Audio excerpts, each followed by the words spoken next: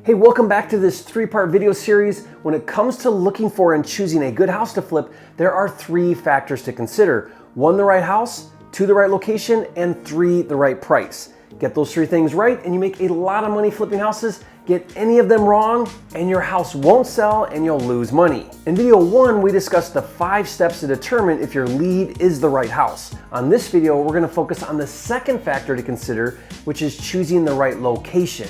So get ready to learn 12 different ways that location can have a negative or positive impact on choosing a house to flip. Coming up.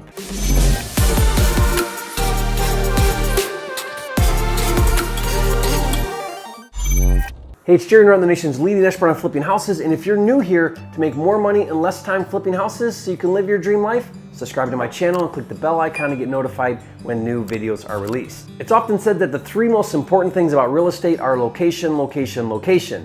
And that's because real estate values fluctuate depending on the location. A house in a bad part of Detroit might be worth $5,000. Put that exact house on the ocean in San Diego and it's worth millions. Now that's a drastic example, but let's take a look at how this concept applies in your local market. When you get a motivated seller lead after you've determined it's the right house, which was covered in video 1 of this 3-video series, and by the way, I'll put the links to the other 2 videos in the description box below so you can watch those later if you haven't yet. So once you find a lead and you determine it's the right house or the ideal home a buyer would want to buy, next you have to take a look at the location and understand how the location affects the value. Keep in mind, you can have the perfect house, but if it's in the wrong location, a buyer won't buy it. When it comes to location, there are several things to look at. First, let's review things about the location that will have a negative impact and then things that will have a positive impact. And by the way, I'm sharing this from personal experience. I've done all of the things that I'm about to share for my benefit and in many cases to my detriment. The good news is you get to learn from my victories and my mistakes. First is a busy road. People prefer not to live on busy roads. Now there are plenty of homes on busy roads, but they're less desirable and will have a negative impact on the retail value. When looking at a lead, pay close attention to how much traffic is on the road, speed limits, and noise from the road and so on, and how it will impact a buyer's decision. Number 2 negative impact about the location is when the subject property is next to something undesirable, such as a commercial building or power lines or train tracks. Always pay close attention to what is surrounding the subject property. I once did a deal in Pittsburgh that cost me dearly because my house was across the street from a homeless shelter. Now I didn't think anything about it, but at certain times of the day, homeless people are lined up and down the street, which ended up being a major deterrent to buyers. Number 3 negative impact about the location is an undesirable street. Some streets have unkept yards and homes which negatively impact the home values.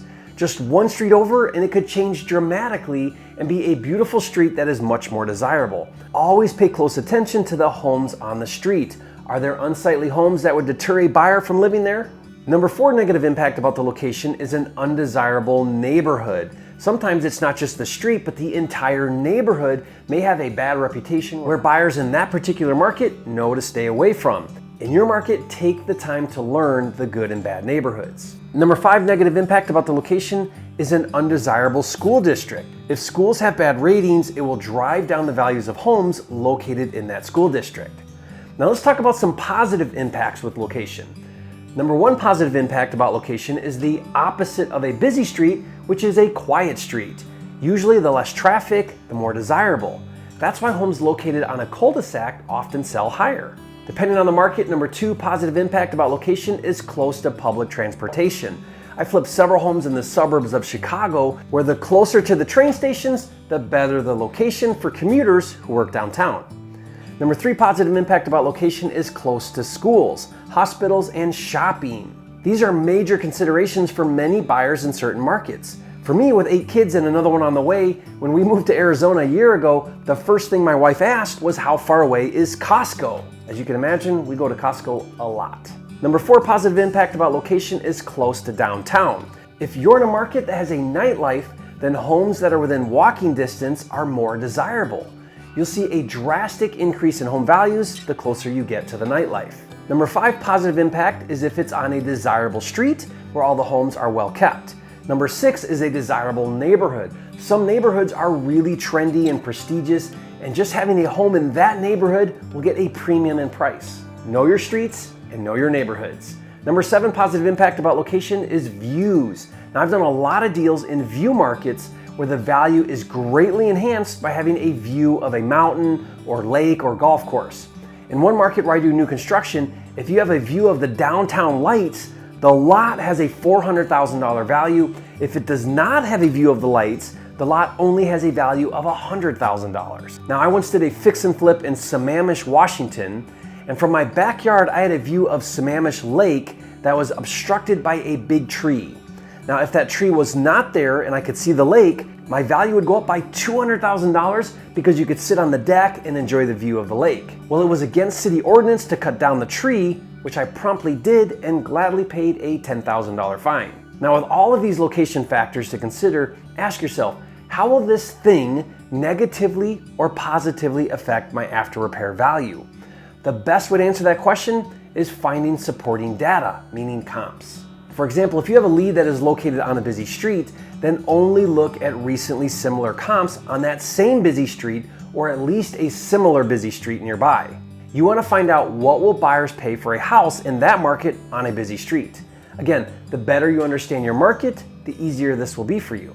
Being able to learn what the right location is in each neighborhood where you flip houses is critical to your success and requires you stay organized with all of the data and information, which is one of the reasons why I took my 15 years experience as a full-time flipper, doing hundreds and now thousands of deals, and built an all-inclusive house flipping deal management platform called Flipster. If you've never heard of Flipster, not only does it organize, streamline, and automate all of the steps to flipping houses, but it actually finds and funds deals for you. It's really cool, so whether you're working on your first deal or you're doing deals every month, Flipster can take you to the next level. If you're into flipping houses, you owe it yourself to check it out. To learn more and see it in action, just go to getflipster.com or click the link in the description. Now, if you learned something on this video, show some love, hit that like button right now, and leave a comment. Let me know your biggest takeaway from this video. I'd love to hear from you. And if you haven't yet, be sure to subscribe to my channel. I'm dedicated to helping you make more money in less time flipping houses so you can live your dream life.